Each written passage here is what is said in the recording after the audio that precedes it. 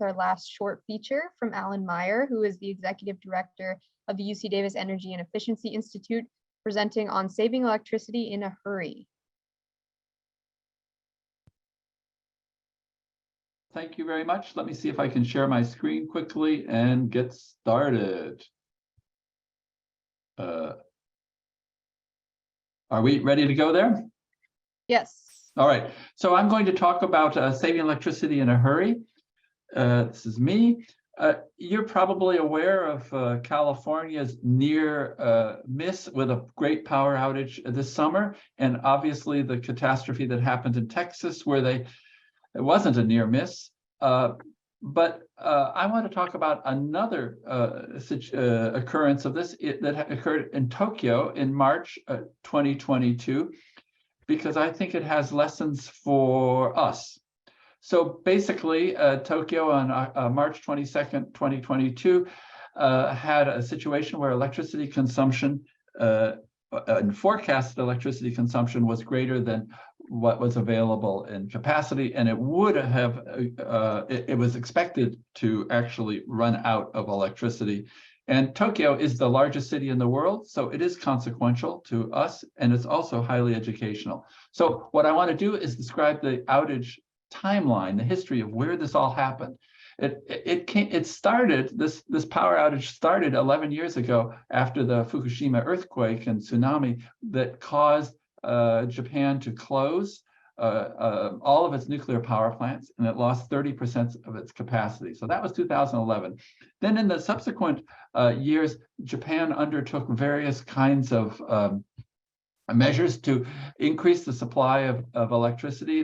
They created a feed-in tariff so that solar producers and then independent generators could provide electricity, and they started some of the nuclear power plants that had been shut down. But then as we got to 2021, we saw a situation where the spot price of gas started increasing, and the independent generators, which relied on low spot prices, started actually going bankrupt, and then they were no longer able to supply electricity, which pushed a lot of this responsibility for the grid to Tokyo Electric Power Company. So now we move to March of this year, of 2022, and specifically March 16th, there was an earthquake a few hundred kilometers north of Tokyo, which caused its own power outage, but they managed to solve that fairly quickly. But it did take some additional plants offline. Then on March 20th, they started, two things occurred. The weather started turning cold and wet, and another power plant went offline for technical reasons.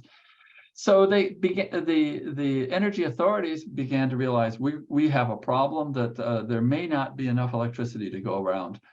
Coming March 20th, the Ministry of Energy started requesting companies to conserve electricity. And of course, there were requests to consumers. And then the weather actually began to appear to get even worse, that is colder and wetter. So there would be more electricity demand and less solar provided into the grid. And so the general requests were coming out. Then the Ministry of Energy said, hey, we've got to take more unusual measures, more extreme measures. And they told basically all the universities and educational institutions, the schools and everything, you need to start cutting down drastically your electricity consumption. That occurred at 8 p.m. And at that point, we had an even a grimmer forecast that the demand for electricity would be 108% of its capacity. Somehow, TEPCO managed to persuade some of the neighboring utilities to loan it some electricity but only in the morning and early afternoon, which still left it in the lurch. And so by 8 a.m. they could see that the actual demand for electricity was 103% of their stated capacity. I can explain later how that happened, but they got even more nervous. Then NETI at 3 p.m. Made an even more strenuous response, sort of like what Governor Newsom did with his text message to everybody to conserve.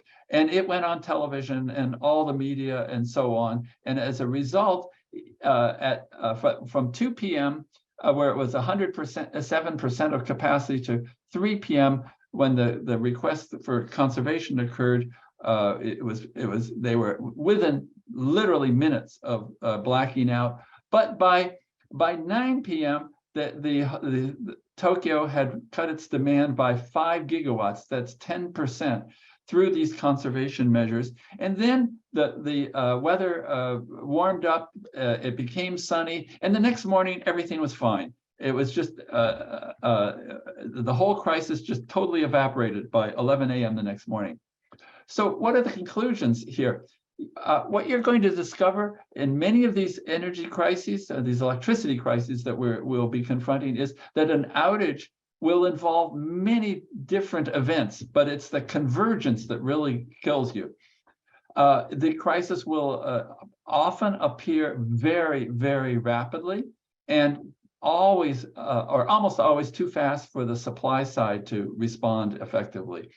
And what we see in some of these region-wide crises is that ultimately the energy authorities will call on customers to conserve electricity in order to make it through the few hours where there may be a insufficient capacity.